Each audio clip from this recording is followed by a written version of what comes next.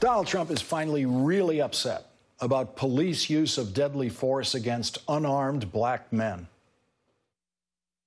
Well, I say that it's a very scary time for young men in America when you can be guilty of something that you may not be guilty of. This is a very difficult time. Nah, he wasn't talking about America's enduring problem of police use of deadly force against unarmed black men. He was talking about himself and people he knows, like Brett Kavanaugh, who get accused of sexual assault. Of course, the big difference between Donald Trump and Brett Kavanaugh is that Donald Trump has actually admitted that he is a sexual assaulter, and he has described exactly the way he likes to grab women when he first meets them and assaults them.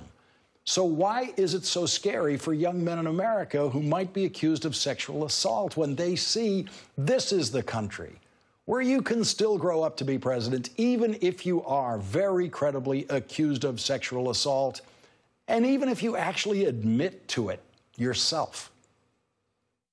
You could be somebody that was perfect your entire life, and somebody could accuse you of something. Doesn't necessarily have to be a woman, as everybody says, but somebody could accuse you of something, and you're automatically guilty. But in this realm, you are truly guilty until proven innocent. That's one of the very bad things that's taking place right now. Joining us now, Jason Johnson, politics editor at TheRoot.com and an MSNBC contributor, and Dahlia Lithwick is back with us. And so, Jason, Donald Trump doesn't see any of this as a teachable moment for the men of America, doesn't see it as a teachable moment for his young son. Of course not, because the president is a living example that you can be abusive. You can be verbally abusive to women. You can be physically abusive to women. You can be professionally abusive to women. You can be sexually abusive to women. And 53% of white women in America will still vote for you. That's what he is operating under. And I think we need to talk about the fact that for every horrible, wretched thing that the president says in support of misogynistic and violent men, there are women in this country who are just as invested in that kind of patriarchy. And we have to address that as well, because that is part of why men like Brett Kavanaugh have been able to squirt through in their lives. Men like Donald Trump have been able to get through in their lives, because there are also women that support them in this kind of behavior.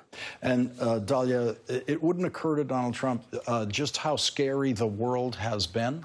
A world that has a crime called rape. It has an attack on a human being called rape, and that's never crossed Donald Trump's mind of what it's like to live with that. It's an extraordinary lesson in, first of all, the rule of Trump is, but enough about Kavanaugh, let's talk about me, right? And yes, immediately the narcissism kicks in, and now we're talking about him. And it's an extraordinary moment if you have lived the week this country has lived, where I'm sure it's happened to you. Women I've known for decades are coming out and saying, I'm now coming forward, this is killing me, I'm going to tell my truth. And we've seen that explode into reality, and an amazing Washington Post story today about why women don't tell their fathers. And for Donald Trump to be wearing the Donald Trump, Roy Moore, Rob Porter headphones that are just like that poor guy.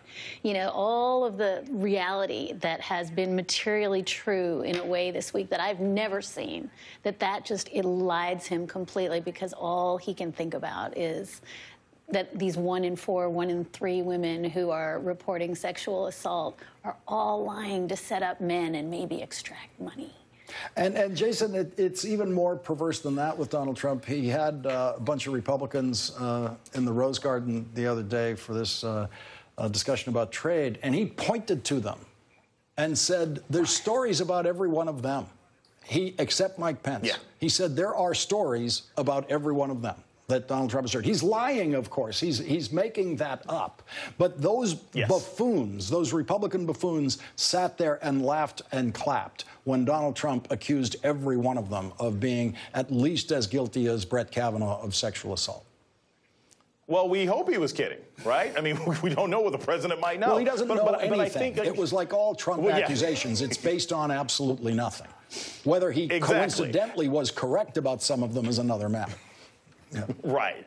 I think, though, and Lawrence, you point out the most dangerous thing about this is that they all laughed.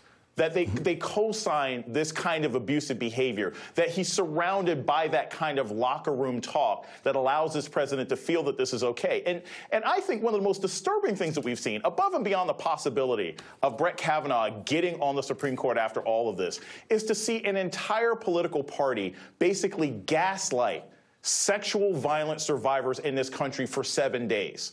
I have heard so many people, men and women in my life, talk about how this is traumatizing to watch, and to see a president of the United States mock and defend this man, a man who arguably hasn't done a good job of defending himself. Brett Kavanaugh is doing so much damage to the mental and emotional state of this country. It is an embarrassment. And I hope that anybody, any of these Republican senators, and certainly some of these wavering Democrats, if they watch this president's behavior, if they watch him at this rally tonight, they should be ashamed of themselves if they can still vote for Brett Kavanaugh or Bart Kavanaugh. And Dahlia, my parents and the nuns who had me in elementary school scared me very clearly about my capacity as a child to do something that I would regret for the rest of my life, to do something that would haunt me for the rest of my life. And my decision upon learning that was to not do anything like that.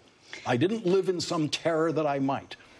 I have tween and teenage boys, and I think that we have, as a country, done such extraordinary work in the last few years trying to explain to them about consent and about alcohol and about confusion and mixed signals. And Donald Trump gets a whole bunch of people in Mississippi chanting, "Lock her up," about Christine Blasey Ford, who did nothing other than come forward and tell, to the best of her recollection, the truth. And the idea that we can set this back, that we can, in fact, say, not just watch what you do because you can hurt someone. I like to think we're still communicating that to our children. But that if you are a victim of something that was confusing and unclear and embarrassing and filled with laughter by the perpetrators, and you come forward, a whole bunch of people in Mississippi are going to chant, "Lock her up." You keep thinking it's rock bottom, and then there's a basement. Mississippi holding on to its place in the traditional, very, very darkest corners of American culture. Jason Johnson, Dahlia Lithwick, thank you very much for joining us tonight. And when we